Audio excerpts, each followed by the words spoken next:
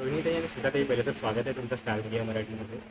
Sony मराठीची नवीन मालिका येते आणि तुम्ही रायटिंग करताय त्याचं, लेखिका आहात. तर पहिले तर त्या सब्जेक्टबद्दल काय सांगाल की ते कसं सुरू? ॲक्च्युली ही कल्पना सुबोध खानोलकर यांची आहे आणि त्यांच्या मनामध्ये होतं की स्त्रियांच्या विषयी एक मालिका करावी. तर एक कॉन्सेप्ट त्यांनी सांगितली आम्हाला की एका घरात राहणाऱ्या 5 स्त्रिया आणि त्यांच्या आयुष्यामध्ये घडलेल्या वेगवेगळ्या घटना आणि का त्यांच्या मनामध्ये पुरुषांबद्दल राग आहे. तर पुरुषांमुळे त्यांच्यावर ही परिस्थिती आलेली आहे. अर्थातच त्या या सगळ्या परिस्थितीने न डगमगता स्वतःच्या पायावर खंबीरपणे उभ्या कशा राहतात याची ही गोष्ट आहे. तर ती त्यांनी आम्हाला एक कॉन्सेप्ट सांगितली मला आणि मी पटकथा लिहिते, ही संवाद लिहिते आहे. तर अशा तऱ्हेने ही त्यांना सुचलेली आहे आणि आम्ही डेव्हलप करतो आहे. काय सांगतील आणि संवाद लिहिणं पण एवढंच डिफिकल्ट आहे. तर तुमच्या दोघांमध्ये असं काही होतं का की अरे नाही असं व्हायला पाहिजे की तसं व्हायला पाहिजे? नाही, मुळात पहिले मी कथेपासूनच सुरुवात करते की मुळात कथानक जर छान असेल ना तर सगळ्याच गोष्टींना फार मजा येते. म्हणजे पटकथा जी रोहिणीताई लिहिते किंवा मी जे संवाद लिहिते, पटकथा आपोआप त्याच्यातून खूप छान प्रसंग आपल्याला मिळत जातात. ते तितक्याच जिवंतपणे उभे राहतात आणि मग नॅचरली प्रत्येक पात्राचं जर का एक खूप छान म्हणणं असेल तर ते संवादातून मांडायला सुद्धा मजा येते. तर मला मुळात भुरळ घातली ती या कथानकानेच, कारण की मालिकेमध्ये इतकी इतकी छान कथा, मुळात एक कथाबीज सापडणं हे फार कठीण आणि दुर्मिळ झालं आहे आजकाल. पण याचा मला गाभाच खूप आवडला की पुरुषांची चीड तर आहे या बायकांना, पुरुषांमुळे ही परिस्थिती जसं ताईने सांगितलं त्याप्रमाणे ओढवली आहे. पण ॲट द सेम टाईम या मालिकेतून आम्ही हेही सांगण्याचा प्रयत्न करतोय की कुठलीच बाजू पूर्णतः चुकीची किंवा कुठलीच बाजू पूर्णतः बरोबर नाही आहे. म्हणजे बायकांच्या ज्या धारणा आहेत त्याही चुकीच्या असू शकतात असं दाखवून देणारे पुरुषसुद्धा आहेत आणि बायका नेहमीच चुकीच्या असतात असंही नाही आहे. त्या धारणा जर आज त्यांच्या आहेत तर त्याला कारणीभूत असणारे पुरुषसुद्धा असतात. सो असं काही नाही, आम्ही दोन्ही गोष्टी त्या बॅलन्स करतोय. आणि मला गंमत या करता येते की जेव्हा आपण संवाद लिहितो, ते संवाद लिहिण्यासाठी त्या पात्राच्या आत शिरून ते लिहावे लागतात, कारण तेव्हा ते आवश्यक असतं की ते पात्र बोलतंय असं वाटायला पाहिजे. त्याच्यामुळे यात जितकं मला एका बाईच्या स्किनमध्ये शिरणं, आपण म्हणून getting into the skin of the character, तर ते जितकं मला बायकांच्या याच्याबद्दल करावं लागतं तेच मला त्यांच्या विरोधात उभ्या असणाऱ्या पुरुषांच्या बाबतीत ते करावं लागतं. तर कुठेतरी पुरुषाचं मन जोखण्याची सुद्धा मला इथे संधी मिळते एका खूप वेगळ्या POVनी, पॉईंट ऑफ व्ह्यूनी. सो मजा येते, चॅलेंजिंग आहे. ह्युमरचा मूड आहे जो मी फार कमी लिहिला आहे याआधी, त्याच्यामुळे मला जास्त मजा येते. माझा तोच पुढचा प्रश्न होता ताई. पुरुषांना प्रवेश नाही अशी पाठी दिसते त्याच्यावर. सो जेव्हा आणि प्रोमोशन आवडतो आणि लोकांना माहिती आहे की तुम्ही रायटिंग वगैरे करताय, तुम्हाला काही रिस्पॉन्स येते का का आम्हाला का असं म्हणजे एवढं खरं तर लोकांना माझ्या अशा लिहिण्याची सवय आहे. तर माझ्या जवळजवळ सगळ्या ज्या मालिका आहेत त्या स्त्रीप्रधान आहेत. पण याचा अर्थ असा नाही की मी पुरुषांवर अन्याय केला आहे किंवा पुरुष व्यक्तिरेखांवर अन्याय केला आहे. मी त्यांची बाजू पण नेहमीच मांडत आले. तर ते वाईस वर्सा आहे. असं म्हणजे जेव्हा आपण स्त्रीची बाजू मांडतो तेव्हा पुरुषाची पण एक बाजू असते. पण आत्ता दिसताना असं दिसते की पुरुष द्वेष्ट्या सगळ्या स्त्रिया आहेत आणि काय त्यांची व्यथा अजून तुमच्यासमोर आली नाही आहे.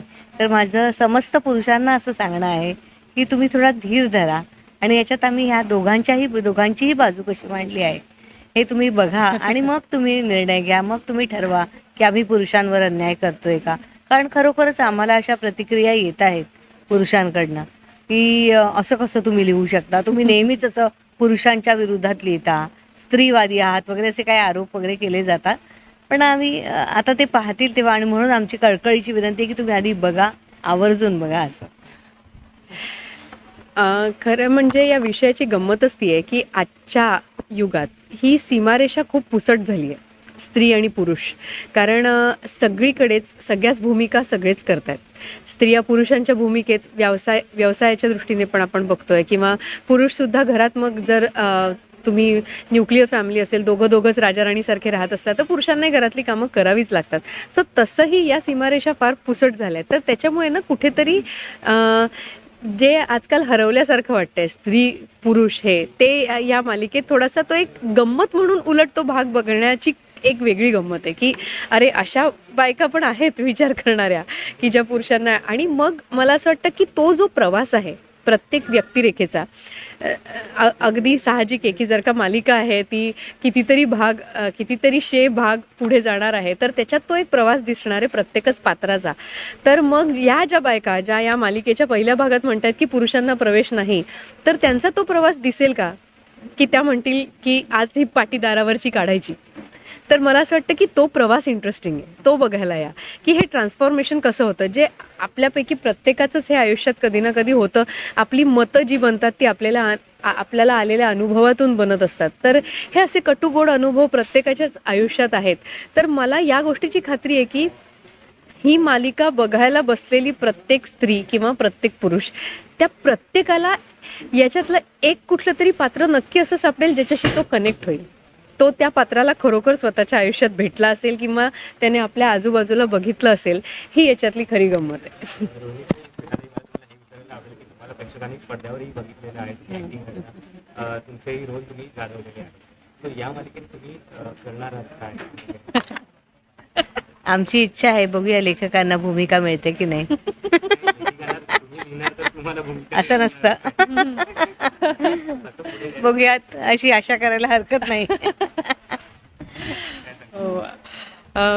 मला तर म्हणजे आवडेल. मालिकेत काम करून आता बरीच म्हणजे मध्ये गॅप गेली आहे कारण नाटक सुरू आहे आणि मालिकांचं लेखनच होतंय सातत्याने. त्याच्यामुळे तुमच्या निमित्ताने मी ही एक खूप छान संधी मला मिळते सगळ्यांना सांगायची की ज्यांना असं वाटतंय की मी त्याला पूर्णविराम दिला आहे किंवा आता टाटा बाय बाय केलं, तर असं काही नाही आहे. इतक्या वर्षांनी काम करेन तेव्हा एका अशा खूप चांगल्या तगड्या पॉवरफुल व्यक्तिरेखेची वाट बघते की जी छोटी का असे ना पण ती करायला खूप गंमत येईल. तर बघूया. आजपर्यंत कुठल्याच मालिकेत म्हणा किंवा जी नाटकं किंवा सिनेमे लिहिले त्याच्यात असं नाही झालं की मी स्वतःसाठी काही लिहिलं आहे. स्वतःला डोळ्यासमोर ठेवून मुद्दाम ते ओघाने माझ्याकडे आले. तर अशी एखादी व्यक्तिरेखा जर हिच्या हातून निर्माण झाली तर तिला संवाद नक्कीच मी देऊन मग ती करू शकते. सो तुझ्या हातात आहे आता मला काम देणं. लिहून काढेल. आणि तू माझं नाव सुचव एका वेगळ्या भूमिकेसाठी. तुम्ही तुमच्या शेड्यूलमध्ये बिझी असता, म्हणजे मालिकाही खूप लिहायची आणि नाटक वगैरे करायचे. कसं time manage? Actually time management ही पहिलेपासून आहे. आम्ही म्हणतो की सकाळ झाली, भैरू उठला आणि लिहायला बसला. अगदी लवकर उठायचं आणि लिहून सगळं काम पूर्ण करून टाकायचं. टाईम मॅनेजमेंट आलीच पाहिजे सिरियल लिहिणाऱ्या माणसाला.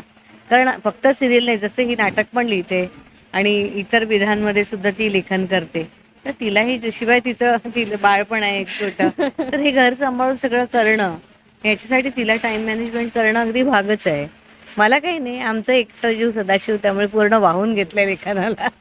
ते टाईम मॅनेजमेंट तर इतक्या वर्षात, म्हणजे सांगायची गोष्ट म्हणजे या 3 ऑक्टोबरला 27 वर्ष पूर्ण होत आहेत मालिका लेखनाची. त्यामुळे आता एवढ्या वर्षात सराव झालाय कसं लिहायचं आणि कसं टाईम मॅनेजमेंट करायचं. हे बघा, आता इथे मी जे आता बोलणार आहे त्याच्यातून तुम्हाला कळेल की आमच्या या मालिकेचा गाभा काय आहे. आधी मी स्त्रियांचं कौतुक करणार आहे हे सांगायला की स्त्री म्हटलं की टाईम मॅनेजमेंट हे त्यातच आलं. कुठल्याही स्त्रीला टाईम मॅनेजमेंट ही येतेच मुळात, ते जात्याच असतं तिच्यात. आणि आता राहिला प्रश्न माझा, तर इथे मी एका पुरुषाचं कौतुक करणार आहे, ते म्हणजे माझ्या नवऱ्याचं. कारण तो इतकी घरातली बाजू सगळी सांभाळून घेतो. त्याच्यामुळे हे जे सगळं आत्ता आपण जे वेळ काढून हे या ॲक्टिव्हिटीज करतो आहे, मालिकेसाठी लेखन सुरू आहे, मीटिंग सुरू आहे, नाटकाचे प्रयोग सुरू आहे, इकडे जा तिकडे जा धावपळ, तर हे सगळं मी करू शकते कारण त्यांनी घराची बाजू भक्कमपणे सांभाळली आहे. तर हे असंच असतं, पुरुषांनाही 2 बाजू असतात, स्त्रियांनाही 2 बाजू असतात. आणि ते शेवटी ते म्हणतात ना की where there is a will there is a way. तुम्हाला हे करायचं आहे, आवडीचं काम करायचं म्हटलं की आपण काढतोच वेळ. त्याच्यासाठी काही वेगळं आर्ट असायची गरज नाही आहे, तर ते होऊन जातं आपोआप. नाव आहे गोडा मसाला आणि या बायका पाच आहेत. तर यांना एखाद्या मसाल्याची उपमा द्यायची झाली तर कुठल्या उपमा द्याल? हो, त्या सगळ्या उपमा दिलेल्या आहेत की सांग. उपमा आम्ही मसाल्यांच्याच उपमा दिल्या आहेत प्रत्येकाला. कुणाला लवंग, कुणाला तेजपत्ता, कुणाला तमालपत्र, काय असेल ते. पण मला असं म्हणणं की या सगळ्या स्त्रिया मिळून एक गोडा मसाला आहे. कारण त्यांच्यात गोडवा पण आहे आणि मसाला म्हणजे चटपटीतपणा पण आहे, तिखटपणा पण आहे थोडासा. हा, ह्याच्यातला तिखट मसाला दिव्य आहे की जी थोडीशी वेगळी आहे. आणि अर्थातच खरा तिखट मसाला तर माईच आहे, कारण त्यांनी त्या घराला शिस्त लावण्यासाठी अत्यंत कडक त्या असतात आणि खूप त्यांना शिस्तीने वागवतात. त्यामुळे त्या तसं म्हणता येईल की तिखट मसाला ते आहेत. ही जी आपली सानिका आहे ती आहे तिखट मिरची आपली सगळ्यात जास्त तिखट आपण तिला जी दाखवली आहे आणि तिचं म्हणजे माईंच्याच तालमीत तयार झाली आहे. जसं ताई म्हणाली की सगळ्यात तिखट माईच आहे, तर त्यांच्या तालमीत लहानपणापासून तयार झालेली ही मुलगी आहे. त्याच्यामुळे अत्यंत तिखट मिरचीसारखी आहे ती. शॉर्ट टेम्पर्ड आहे पण तरी शेवटी मिरची हवीच असते, तिच्याने एक वेगळा स्वाद येतो. तसं तिचं आहे.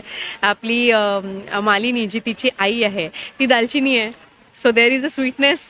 दालचिनी तुम्हाला माहिती आहे मसाल्याचा जो इन्ग्रेडियंट तो त्याला सगळेच टाईपचे गुणधर्म आहेत. थोडंसं टाईपकडे पण जातो. आपली पल्लवी लवंग आहे, ही मिरी काळी मिरी आहे दिव्या.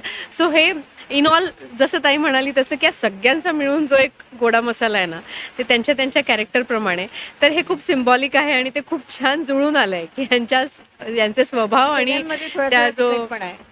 तिखटपणा आहे आणि सगळंच म्हणजे लवंग जशी असते की जी आपल्याला आपण केशरी भातातही लवंग घालतो आणि लवंग मसाल्याचा पण भाग असतो. सो ती गोड पदार्थात पण आहे आणि तिखटात पण आहे. तसे हे सगळी म्हणजे या सगळ्या त्यांच्या पर्सनॅलिटीज आणि हे सगळं फार इंटरेस्टिंग आहे. सो मला असं वाटतं कुठलाही पूर्वग्रह ठेवून ही मालिका बघू नका. एक कोरीपाटी बनवून या पात्रांशी तुम्ही समरस व्हा आणि मग त्याच्यातून मिळणारा आनंद तुम्हाला स्वतःला जाणवेल की फार छान आहे, निखळ आहे अगदी.